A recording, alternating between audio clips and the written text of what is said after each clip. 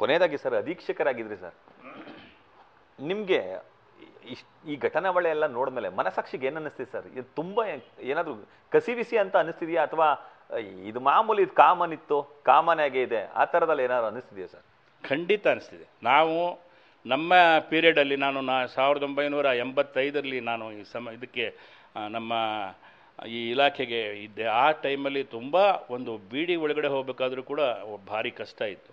ಪ್ರತಿಯೊಬ್ಬರನ್ನ ತಪಾಸಣೆ ಮಾಡ್ತಿದ್ವಿ. ನಮ್ಮ ಮೇಲೆ ಒಂದು 4-5 ಜನ ಹಿರಿಯ ಅಧಿಕಾರಿಗಳು ನಮ್ಮನ್ನು ನೋಡುತ್ತಿ ವಾಚ್ ಮಾಡ್ತಿದ್ರು. ಯಾವುದೇ ಕೈದಿಗಳ ಜೊತೆ ನಾವು ಫ್ರೀಯಾಗಿ ಮಾತಾಡ್ತಿರ್ಲಿಲ್ಲ. ಯಾವುದೇ ಒಬ್ಬನ ಜೊತೆ ಮಾತಾಡಿದ್ರೆ ಯಾಕೆ ಮಾತಾಡ್ತಿದ್ರಿ, ಅವನ ಜೊತೆ ಏನು ಮಾತಾಡ್ತಿದ್ರಿ ಅಂತ ಕೇಳ್ತಿದ್ರು.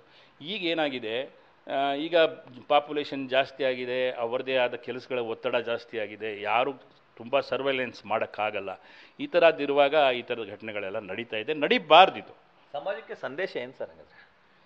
ಸಮಾಜಕ್ಕೆ ಸಂದೇಶ ಏನಂದರೆ, ಯಾರು ತಪ್ಪು ಮಾಡಿ ಜೈಲಿಗೆ ಹೋಗಬೇಡಿ. ಅವರೇ ಅಲ್ಲಿ ಫೆಸಿಲಿಟಿ ಸಿಗುತ್ತೆ ಅಂತ ಹೇಳಿ ಯಾರು ತಪ್ಪು ಮಾಡಿ ಜೈಲಿಗೆ ಹೋಗೋದಲ್ಲ. Jail is a jail. ಅವ್ನು ಏನೇ ತಿಂದರು ಏನೇ ಇದ್ದರೂ ಮಾನಸಿಕವಾಗಿ ಅವರು ಕುಗ್ಗೋಗಿರ್ತಾರೆ. ಆದ್ದರಿಂದ ಈ ಥರದ್ದು ಯಾವುದೇ ಒಂದು ಇದನ್ನು ಮಾಡೋಕ್ಕೆ ಹೋಗಬೇಡಿ ಅಂತ ನಾನು ಫೈನಲಿ ಸರ್, ಇದೆಲ್ಲ ಒತ್ತೊಟ್ಟಿಗೆ ಸರ್, ಈ ರೇಣುಕಾಸ್ವಾಮಿ ಅವರ ಹತ್ಯೆ ಪ್ರಕರಣಕ್ಕೆ ಸಂಬಂಧಪಟ್ಟಂತೆ ಈಗ ಜೈಲಲ್ಲಿರುವಂತಹ ದರ್ಶನ್ ಅಂಡ್ ಗ್ಯಾಂಗ್ಗೆ ಶಿಕ್ಷೆ ಆಗುತ್ತಾ, ಅಥವಾ ಅವ್ರಿಗೆ ಶಿಕ್ಷೆಯಿಂದ ವಿಮುಕ್ತಿ ಆಗ್ತಾರೆ ಸರ್? ಅದನ್ನು ಪೊಲೀಸ್ ಇಲಾಖೆ ಯಾವ ಥರ ಇನ್ವೆಸ್ಟಿಗೇಷನ್ ಮಾಡ್ತಾರೆ, ಅವ್ರು ಹೆಂಗೆ ಸಾಕ್ಷಿ ಆಧಾರಗಳನ್ನೆಲ್ಲ ಚಿತ್ರಿಸ್ತಾರೆ. ಈಗೆಲ್ಲ ಮಾಡರ್ನ್ ಟೆಕ್ನಾಲಜಿ ಬಂದಿದೆ. ಪ್ರತಿಯೊಂದು ಸ್ಟೆಪ್ಸನ್ನು ಅವರು ತುಂಬ ಸ್ಟ್ರಾಂಗಾಗಿ ಎವಿಡೆನ್ಸನ್ನು ಕಲೆ ಹಾಕ್ತಾ ಇದ್ದಾರೆ. ಸೊ ಖಂಡಿತ ಇದೆಲ್ಲ ಆಗುತ್ತೆ, ಶಿಕ್ಷೆ ಆಗುತ್ತೆ ಅಂತಲೇ ನಾವು ಅಂದ್ಕೊಂಡಿದ್ದೀವಿ. ಯಾಕಂದರೆ ನಮ್ಮ ಈಗ ಹೊಸದಾಗಿ CRPC IPC ಬೇಗ ಅಮೆಂಡ್ ಆಗಿದೆ. ಸೊ ಅದರ ಪ್ರಕಾರ ಇವರು ಅದನ್ನು ತಪ್ಪಿಸ್ಕೊಳ್ಳೋಕ್ಕೆ ಕಷ್ಟ ಸಾಧ್ಯ. ಅಲ್ಲ, ಜೈಲಿನಂತೆ ಇಲ್ಲೂ ಕೂಡ ಪ್ರಭಾವ ಬೀರಿದ್ರೆ ಹಣ ಹಾಗೂ ಅಧಿಕಾರ ದರ್ಶನ್ ಮುಕ್ತ ಆಗ್ತಾರೆ ಅಂತನಾ ಸರ್? ಹಣ ಅಧಿಕಾರ ಎಲ್ಲ ಟೈಮಲ್ಲೂ ಪ್ರಭಾವ ಬೀರಲ್ಲ. ಯಾಕಂದರೆ ಕೆಲವರು ಈಗಾಗಲೇ ಹೇಳಿದ್ದೀವಿ, ಎಲ್ಲ ದುಡ್ಡು ಕೊಟ್ಟ ಮೇಲೆ ಅದು ಸರಿ ಮಾಡ್ಕೊಳ್ತೀವಿ ಅನ್ನೋದು ತಪ್ಪು. ಎಲ್ಲರೂ ದುಡ್ಡುಗೋಸ್ಕರ ಎಲ್ಲನೂ ಬಿಟ್ಕೊಡ್ತಾರೆ ಅನ್ನೋದು ಈಗ ಇಲ್ಲ. ಈಗ ತುಂಬ ಕಾಲ ಬದಲಾಗಿದೆ. ಆದ್ದರಿಂದ ಅಪರಾಧ ಮಾಡೋ ವ್ಯಕ್ತಿಗಳು ತುಂಬ ಜಾಗರೂಕತೆಯಾಗಿ ಇದನ್ನೆಲ್ಲ ಬಿಟ್ಟು ಅಪರಾಧ ಮಾಡದೇ ಇರೋದು ಒಳ್ಳೆಯದು ಅಂತ ನನ್ನ. ಸಾಕಷ್ಟು ಕೇಸ್ನ ಅವಲೋಕಿಸಿದ್ರಿ ಸರ್. ದರ್ಶನ್ ಅವರ ಪ್ರಕರಣಕ್ಕೆ ಸಂಬಂಧಪಟ್ಟಂತೆ 90 ದಿನಗಳಲ್ಲಿ ಚಾರ್ಜ್ ಶೀಟ್ ಸಲ್ಲಿಕೆ ಆದರೆ ದರ್ಶನ್ ಅವ್ರಿಗೆ ಶಿಕ್ಷೆ ಆಗ್ಬೋದು ಅಂತ ಅನ್ಸುತ್ತಾ, ಅಥವಾ ಜಾಮೀನು ಸಿಗ್ಬೋದು ಅಂತ ಅನ್ಸುತ್ತಾ ಸರ್ ಫೈನಲ್? ಸರ್ ನನಗನ್ಸುತ್ತೆ ಜಾಮೀನಂತೂ ಸಿಗುತ್ತೆ ಸರ್.